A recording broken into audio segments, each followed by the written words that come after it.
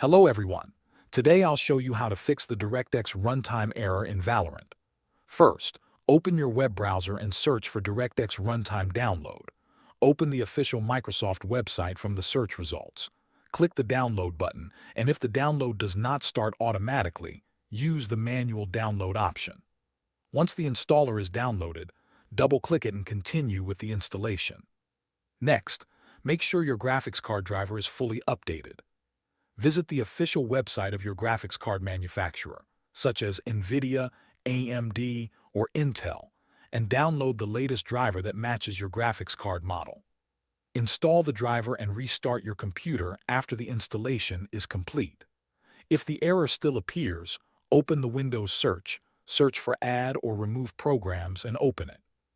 In the list of programs, locate Riot Vanguard. You can use the search bar at the top. When you find it, click the three dots next to it and uninstall it. After removing Vanguard, restart your computer. When you launch Valorant again, Riot Vanguard will reinstall automatically if needed. After completing these steps, try launching the game again. Thanks for watching.